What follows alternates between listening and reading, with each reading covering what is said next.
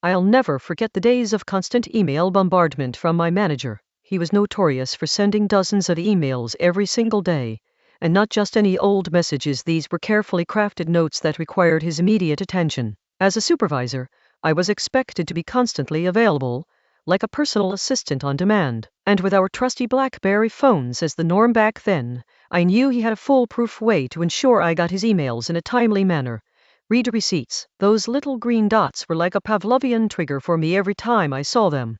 It was like a notification bell ringing in my brain. And let's just say I developed a bit of a system to deal with this constant deluge. It involved saving up hundreds of emails at a time, and waiting until my manager was either at a work event or enjoying some well-deserved downtime at home. Then, the grand finale, I'd click mark all as read on those 100 plus emails in one fell swoop. The result? A flood of notifications on his BlackBerry phone, each one a tiny reminder that I was still watching, waiting, and ready to spring into action at a moment's notice. I repeated this little game plan several times, with varying degrees of success, but the ultimate victory came when he finally dropped the read receipt. It was like I'd won a minor battle, a small triumph in an endless war of email management. Looking back, it's almost comical how farcical the whole situation felt. Yet, at the time, it was a daily grind that left me feeling drained and demotivated. Still, there's something satisfying about knowing you've outsmarted your boss, even if it's just by exploiting a quirk in their email strategy.